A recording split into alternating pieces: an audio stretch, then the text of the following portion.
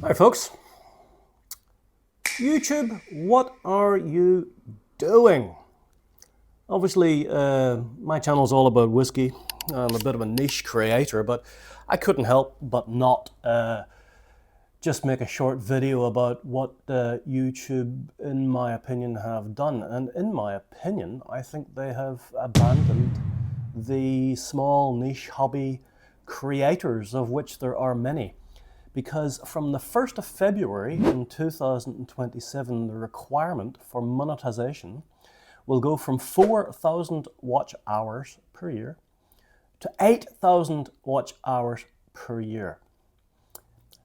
And I think it sends a sort of a clear message to the smaller creators that you don't matter. I think you've been abandoned to a certain degree. Now, undoubtedly, YouTube will say that's not the case.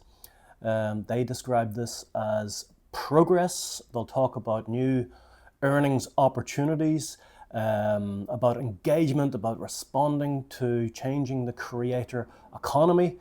But, you know, for someone sitting at home producing, niche videos about whiskey reviews, or fishing, or model trains, or gardening books, whatever. Anything that, it doesn't attract millions and millions of views, it feels more like YouTube sort of pulling up the ladder from under you, you know what I mean? But, normally I talk about whiskey, but this is something that I just couldn't not at least discuss.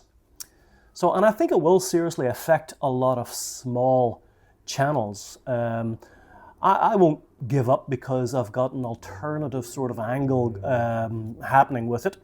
I don't need the monetization, and I know that the monetization at 4,000 watch hours is small, but it's a recognition, isn't it? But it's a real interesting one. I mean, if you start with the facts, because there's already a lot of confusion about, this announcement. At present, a new channel, it needs 1,000 subscribers, it needs 4,000 qualified watch hours, and that's, qualified watch hours. They have to agree that they are genuine watch hours. In the last 12 months to receive the advertising and YouTube sort of premium revenue. And I know that's not a heck of a lot, but now, all of a sudden, from February, new applicants, new channels, they're going to need double that. They still need the 1,000 subscribers, but you're going to need 8,000 qualified watch hours, which is a heck of a lot for a small niche channel. Alternatively, we do shorts and stuff like that. Shorts, it's unbelievable. You need 20 million qualified shorts within 90 days, double the current requirement of 10 million. It's unbelievable. I mean, look, if you're already monetized, they haven't cut your throat. You're still good, but, I would watch this space. What's coming? What's coming after this? I think it's not necessarily an attack on creators. I just don't know if it's the right decision or if it's just a step too far. Could there have been a much larger amount of notice with steps going towards it to give people more of a chance to prepare, more of a chance to up their game if they wanted to or choose what they're going to do?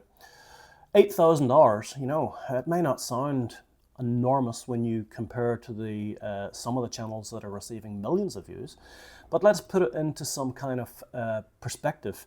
If the average person watches 5 minutes of one of your videos, you would need approximately 96,000 views every year to generate 8,000 hours. That's a lot in anyone's language. So if you published one video every week, it nearly needs 2,000 views. And I'm getting 100 views in some cases, so it's not feasible. It's not my, I'm not here to gripe, I'm here to point this out that, in my opinion, I believe that a lot of channels that are niche and that are small and are into a particular thing that people love, but it's not going to get the millions of views. I think those channels are going to disappear off YouTube. And I think that is a heck of a shame. I really do. You know, most small creators, they don't have a production team. They're doing it at night, you know, they're doing it after work or at the weekends. And they do it all themselves. They do the editing, they set up the video, they do the script, they think about what they're going to say, and they make the video, edit it, and publish it. And you know, most of them are doing it because they feel good about doing it. Some of them become monetized, and that's a reward for all their hard work. I think it's a great thing. But to double the qualification requirement is, to me, unbelievable.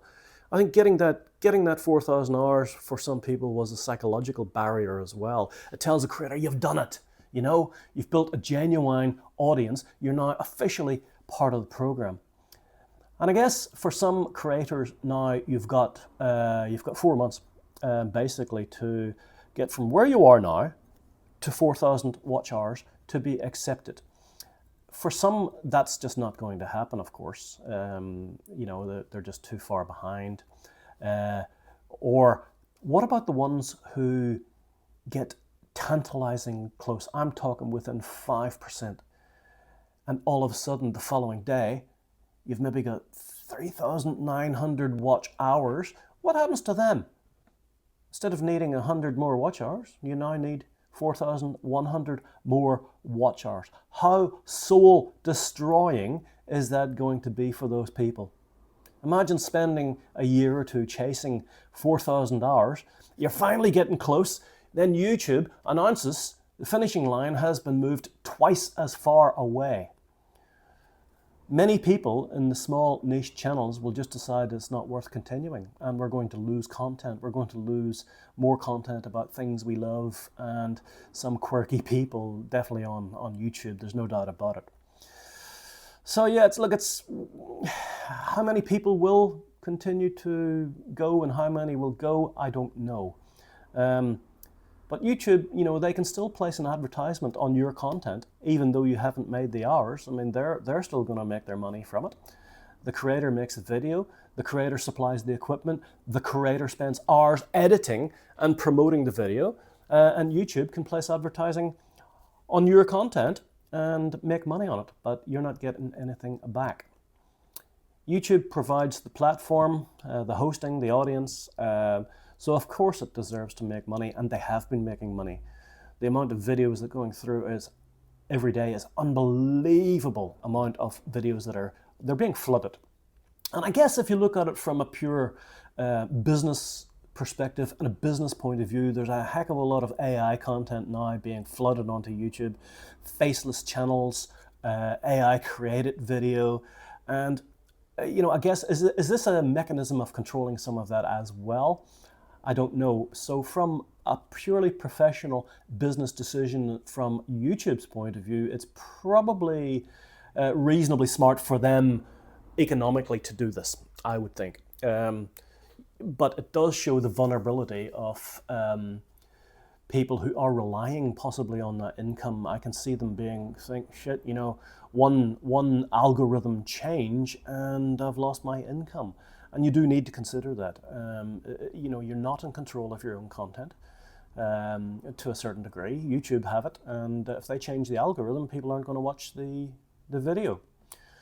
So it is interesting. It's not all doom and gloom. They have the partner program after $3,000 is still active. You can get fan money from that. You can sell stuff. You can do other things.